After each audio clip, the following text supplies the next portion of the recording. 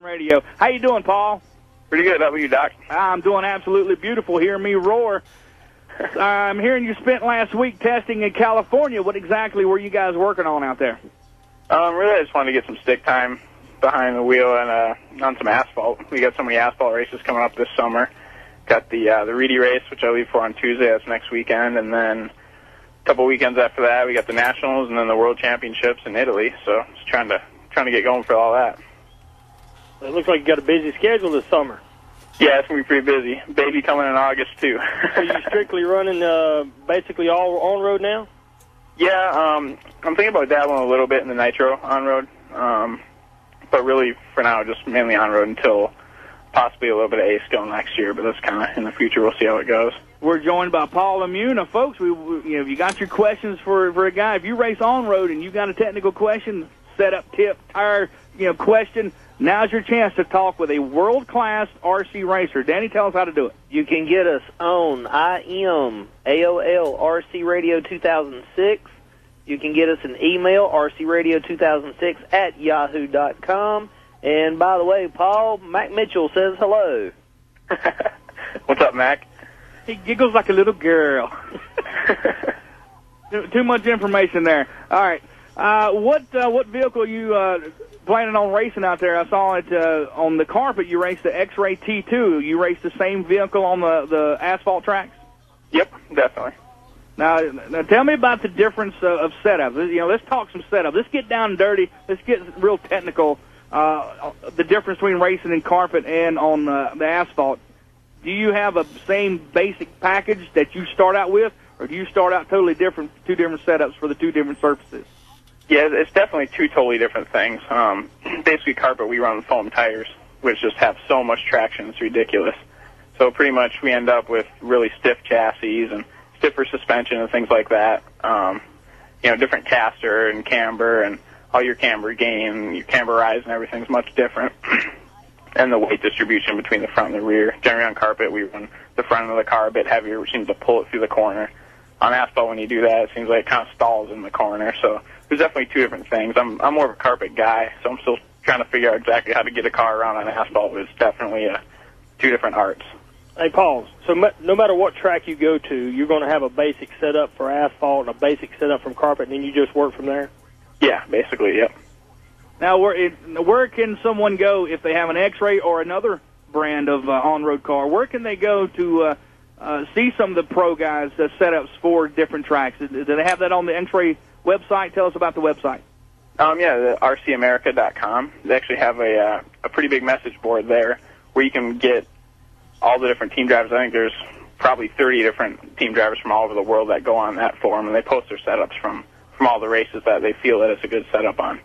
So you can kind of go through and match up what you think your surface and what type of racing you're doing that week, and download a setup that's pretty recent. So pretty much every week they get a little bit more developed, and they seem to. So like if I want to go, to the Reedy race next week, which I am, I can go on there and get, let's say, Victor Wilk, his setup from the World's Warm-Up, which would be somewhat of a similar track, and start there, and it'll get you close. Wait. Do you talk about all these different facilities? Do you have a favorite facility, as far as your on-road racing? Definitely my home Trackside Hobbies here in Brookfield, Wisconsin. That's got to be my favorite place to be. Kind of like Cheers around here, Everybody knows your name. Exactly. Hey, I think we got a caller on the TRD Hobbies hotline. All right. Go ahead, caller. Tell us your name and where you calling from. I'm forgetful, and I'm calling from Waco. Oh, Somebody woke the boss up. Hello, boss. How you doing, Carlton? This move is killing me, guys. I hate to laugh. Better you than me, my friend.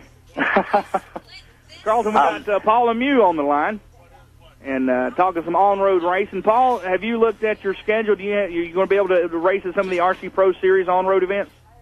I'm not totally sure on that, to be honest. I haven't even seen a schedule for that. I'm probably a little bit out of touch with it, but I would definitely love to. Well, you just, wherever they tell you to go, you just show up? For the most part. So somebody else is doing your scheduling then, right? Yeah. If I request to go to some of those, though, it's quite possible I can make it to a few. That'd be great. I know RC Pro Series always puts on a pretty awesome show. Now, with your electric on-road racing, does Team X-Ray have a specific motor package and speedo and all that you run? Talk about the equipment you use there. Right now, basically I'm on True Speed Motors. I'm actually the only X-Ray driver on that right now. There's not necessarily an affiliation with X-Ray and any motor manufacturer right now. That's from Custom Works, right? Yep, that's the Custom Works line of motors. What's my man down there that does the motors? God, he is one of the best in the business. Jim Dieter. Yes, thank you. It slipped my mind. One of the best in the business, been around forever. Yeah, he actually hand winds any modified motor you see from True Speed has been done completely by Jim. I think we got a IM for you. All right. Question comes in from Thunder. Says, is X-Ray planning an oval chassis for any of the touring cars or the oval touring class? I don't believe so. Something that I've heard of. Not that it's not possible, but I haven't heard of anything going on for that. Did that guy leave a name? I bet I know who that is. I think I did too. That's my buddy Greg from West Virginia. He used to race dirt oval up there at Cooper's, and he's in the touring car racing on the oval and stuff like that. Great guy to West Virginia. Supplied some information about the charity race. So appreciate the IM there, Greg, from West Virginia. Oh, we got another message here that says that Elise, Paul's fiance, tells him where to go. So that is true. We know who makes his schedule. Hey, don't feel bad, Paul. We're all like that. Oh yeah, y'all heard last week's show. I had to do the mama thing. Make Mama happy. Yeah. Hey, let's go to TRD Hobbies Hotline. I think we got a phone call for Paul or Carlton. Go ahead, caller. Tell us who you are. Where are you calling from? This is Bia calling with a question from Paul. Go ahead. Paul, with the success that you had on carpet at the Novak race, is there any other carpet races you're going to be racing? Yeah, there's definitely a few coming up.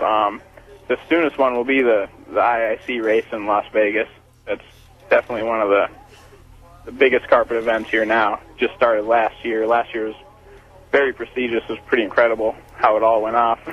The show was fantastic. So that's my next big carpet race. I'll definitely be gearing up for that as soon as the World is over. That's going to be all a big right. deal. Well, thanks a lot. Hey, we appreciate your phone call. Appreciate your participation.